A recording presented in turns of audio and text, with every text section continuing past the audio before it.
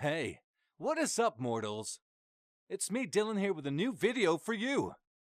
Welcome to part 14 of My Hero Academia meets Solo Leveling. I just want to greet you guys by just saying, sit back and relax. You're in for a treat. So, we begin. A bright light shone, blocking any vision.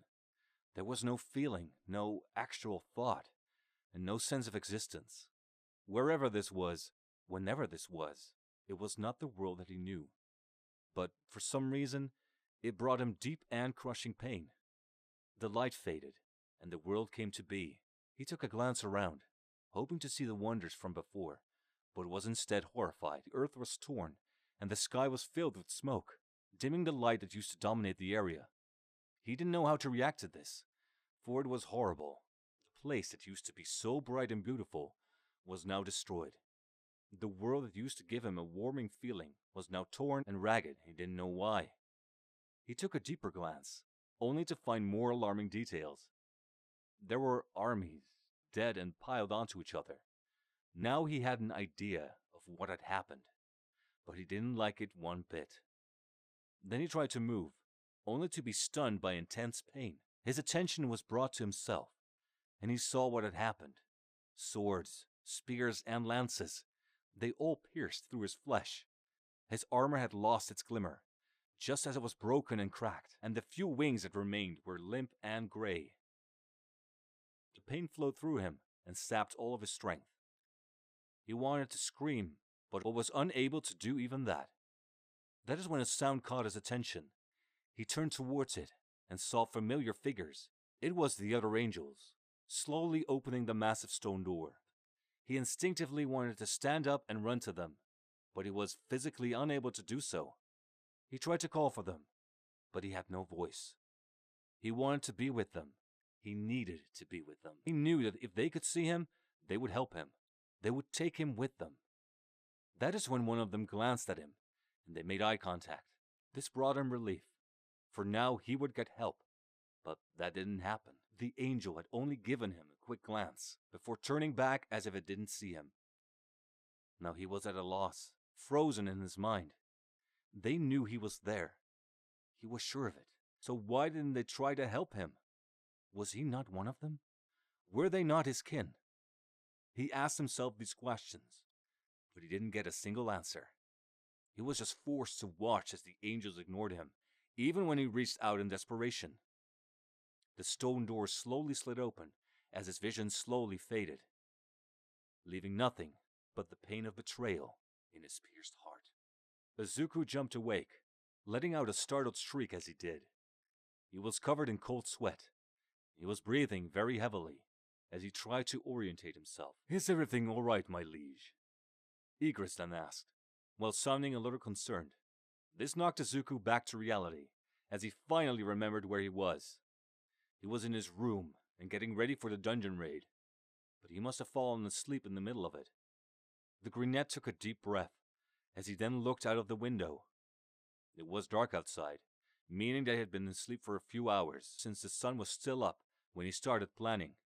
This also meant that he didn't have much time before he needed to leave. Izuku then turned to Igris, as he said, "I'm fine. I just had a nightmare," with a quiet voice, as he began thinking back to the dream. Once again, he didn't understand what it was about, but it felt too real. It was as if these dreams were memories, but he didn't recognize them in any way. Could it be that the system was having some sort of effect on his mind? Could it be showing him fabricated events? If so, why? Why was he seeing these things? What did they have to do with him? And why did he recognize them so badly? "May I ask what it was about, my liege?" The voice of Igris then asked, sounding a little concerned as he did. Izuku clenched his fist upon hearing this, taking a deep breath to calm his nerves, before responding by saying, "No, I already told you, I'm fine." With a much calmer voice, the knight still looked concerned, but there was nothing he could do about it. He only nodded, as Izuku then stood up and said, "Come on, it's time to leave," for walking to the door. Izuku didn't waste any more time after, and immediately got to his business. He opened the gate and entered the dungeon, not at all caring for how long it would take to clear the whole thing. He didn't know if he would be late or early, and it didn't matter to him. The only thing that mattered was to clear the dungeon, level up, and then help All Might. His classmates were preparing for the camp. They were all very excited, and they didn't have to wait long. They took off only a few days after the final exams, meaning that their journey began shortly after Izuku's. The camp had a rough start, but they all got through it. Then they all shared the confusion upon realizing that one student was missing. But Aizawa told them that Izuku wasn't attending for personal reasons. This seemed to satisfy most of them, but not all. Uraraka was not satisfied with its answer. She had a lot on her mind, and it all had to do with Izuku. Her best friend was working with a villain, and she didn't know why. It made her question why Izuku wasn't attending today, and what he actually was doing. She barely had any details, so nothing stopped her mind from jumping to many horrible and twisted conclusions. Not only that, but she also had thought of Ida and Todoroki. She still didn't know why they were on such bad terms with Izuku. Then it crossed her mind that maybe they knew what she knew. She even tried confronting them about it, but it was to no avail. No matter what she said or tried to imply, they refused to speak. They even turned aggressive, so much that Uraraka feared that she had to defend herself. In the end, she couldn't confirm that they had the same information, but the brunette learned one thing from this encounter. Whenever either of the boys so much as glanced at their own shadows, dread washed over them, although one showed more grief than the other. This didn't tell her what she wanted to know, but it showed that the boys knew something, and that they were probably threatened into silence. This made Uraraka question what they knew exactly. She herself knew more than she should, but she wasn't being threatened. If she didn't pose a threat with her knowledge, what was it that they knew to warrant such extreme measures? Uraraka had no idea what that could be, nor did she have a way of finding it out. There was one thing she could do, however. She could take advantage of her situation. Unlike Ida and Todoroki, she had nothing holding her back, and she had crucial information. She had kept it to herself for so long because she was unsure of what to do about it. But now her mind was made up. After every mandatory event had been cleared, the brunette sought out Aizawa. Given the fact he was their teacher and knew about the shadow soldiers, he was the only one she could talk to. He must have noticed what was happening between his students, and he was surely aware of the fact that Izuku had been behaving in a strange manner. The brunette made her way past the changing rooms, searching for her teacher. Then, after rounding a corner, her search came to an end. Uraraka didn't waste any time, as she called out, "Mr. Aizawa!" only to have her sentence cut short. It wasn't out of volition, because suddenly she had been dragged behind the corner once more. She tried to move, only to find that she was being held down. "Don't make a scene," a sinister voice then whispered. Uraraka shivered upon hearing this, but she couldn't call out. Her mouth had been covered by a hand, and her body froze upon looking at it. It was pitch black, and seemed to be made from darkness. She recognized these details, and it scared her. The hand belonged to a shadow soldier, and it wasn't letting her go. Uraraka was horrified by this, for it meant that she was wrong. She was being watched, and they weren't going to let her expose anything. The brunette then turned to see the face of the shadow, only to shiver even more. It looked human, only it wore a very malicious grin. The shadow brought its face closer to Uraraka, placing a knife up to her cheek, before whispering, "I would keep my mouth shut if I was you," with a menacing tone, before cutting into the girl's cheek. The sudden pain made Uraraka give a muffled cry, before she dropped to the floor. The shadow let her go, and disappeared into the darkness. The girl was silent and shaking. She couldn't process what had just happened, just as she couldn't process anything around her. "Uraraka!" A voice then called, snapping the girl out of it. She turned her head to see that it was Aizawa, who looked very concerned. Uraraka was dazed and a little dizzy. She didn't even remember that he had been there, or why she wanted to see him. "Is everything all right?" the tired teacher then asked, still sounding concerned. Now the girl regained some of her senses. As the incident replayed in her head, she then brought her hand up to her cheek, only to feel a surge of pain. Her entire body stiffened up, before she looked at her hand. There was blood on it, fresh from the cut in her cheek. In her daze, that it had all been a hallucination, the truth was right in front of her. She couldn't do anything. She could only shiver before sobbing. This video is sponsored by NordVPN. Staying safe online is an ever-growing difficulty, and hackers could exploit you. NordVPN allows you to change your IP address, making you harder to track, securing your privacy.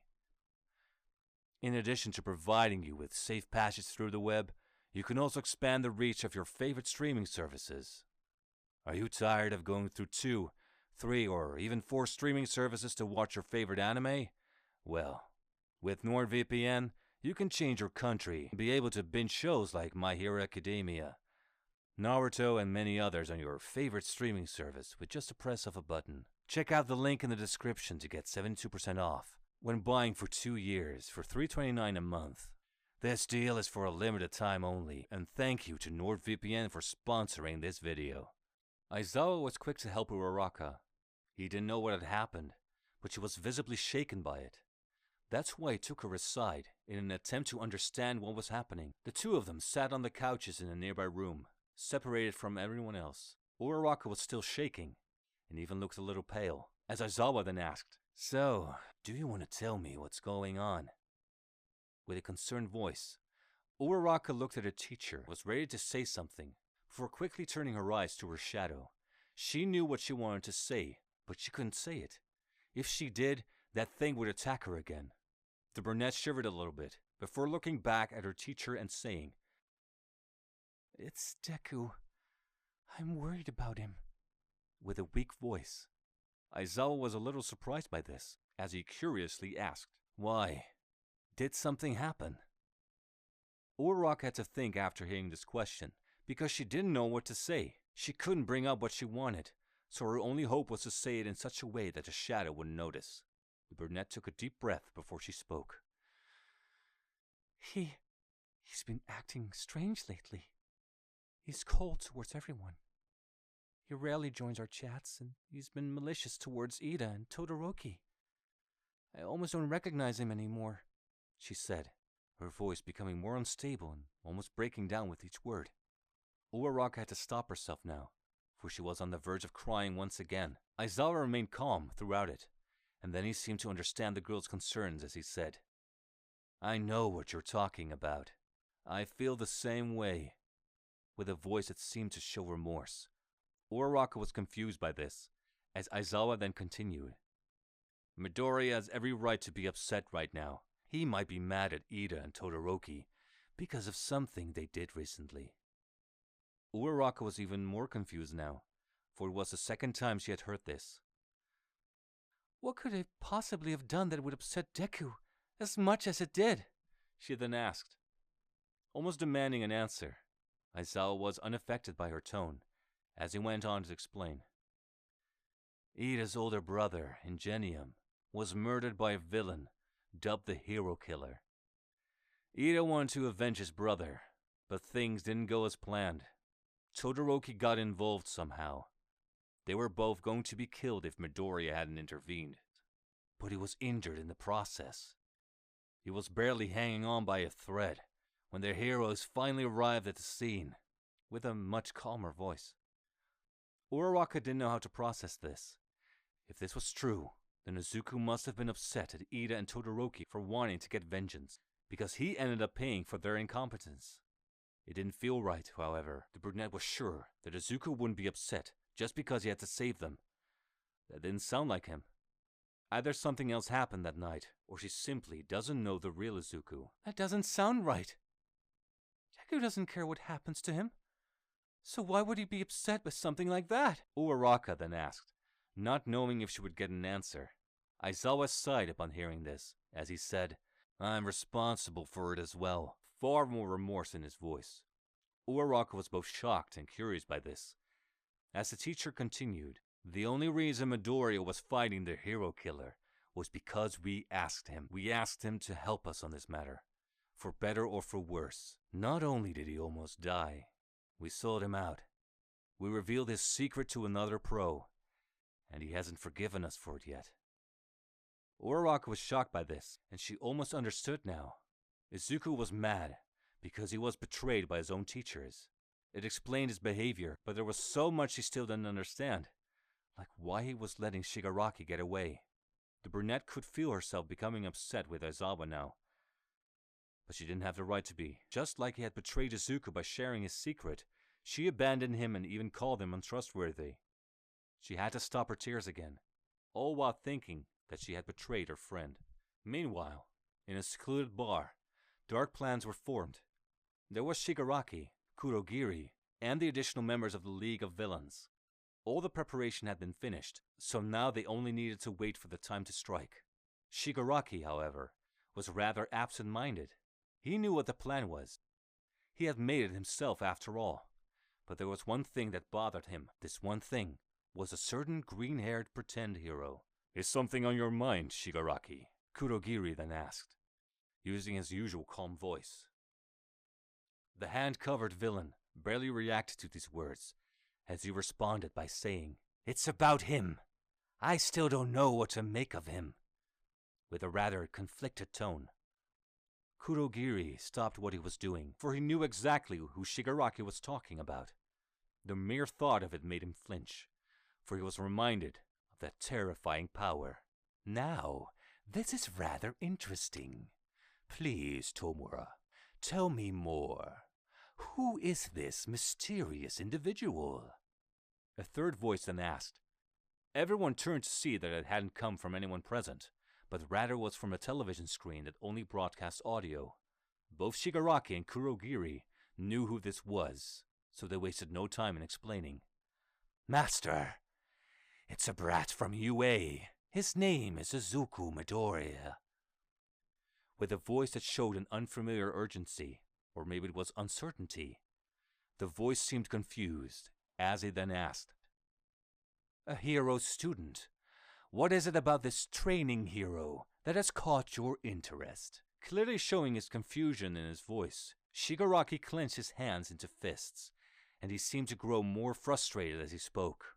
"He is not a hero. He's only pretending to be one. His true nature is that of a villain, one who works as Stain's benefactor, leads heroes astray, and breaks rules for his own benefit.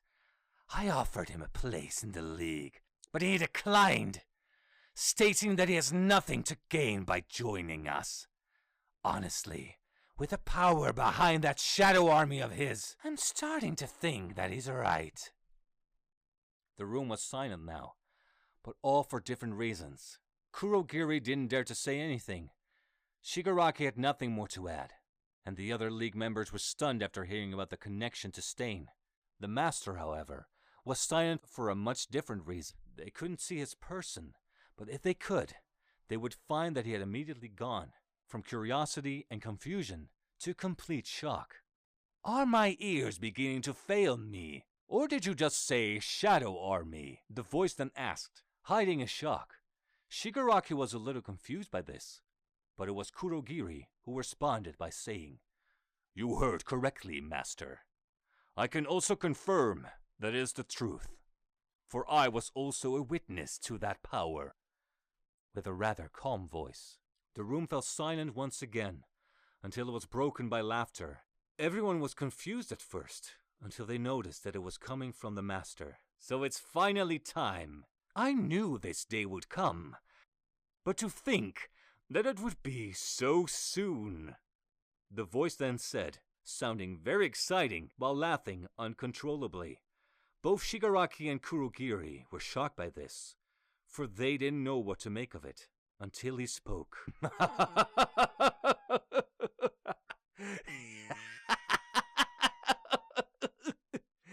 "Tomura, I have a new mission for you. You must bring this Midoriya over to our side, no matter the cost." Shigaraki was caught off guard by this, for he never expected this kind of reaction. It was as if his master had found the missing piece to his puzzle. "Don't worry, Tomura. You only need to bring him here. The rest is up to me." Without any form of worry, Shigaraki was still concerned. So was Kurogiri. Their master was usually level-headed and calm, but it seemed as if this one person was throwing off balance for some. But it seemed as if this one person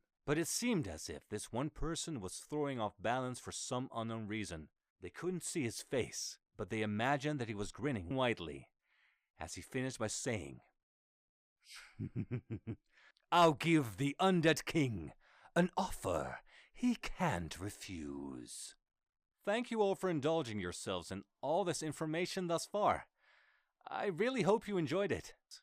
Now, there are a few more things that I'd like to go over before the video ends. Firstly, I'd like to thank our patrons, BD Flames, Ethan Davis, Terry Chills, Shifter Meals, Adam Zagel, Sil, XAV Beat 03, and Joshua Phelps. Secondly, I also like to thank all of our YouTube members, Toy Acosta, Rob the King, Sith Lord 906, CF2364, and Knuckles, Ramiro Tempest, Angel Juarez, Donald C. Stewart, Brian Greer, and Demonized Fox. Thirdly, if you're in the mood for some great storytelling, We the Celestials has got you covered. Our We the Celestials My Hero Academia and Naruto What If channels retell the story of their namesake anime with a twist. Check it out if you're interested. And fourthly, for those who are keeping track, on behalf of We the Celestials, I'd like to thank everyone involved in today's excellent content production. Their details can be found in the description below. Lastly, if you're interested in what we do here at We the Celestials, I'd like to extend you an invitation to join our team. The only caveat being is that we only accept members from 16 years old to join our crew. You can sign up for whichever category fulfills your interests by joining the recruitment Discord using the link in the description below. We're always looking for members to join us. Well, that's it from us for today's video. So thank you all for watching, and have a great day.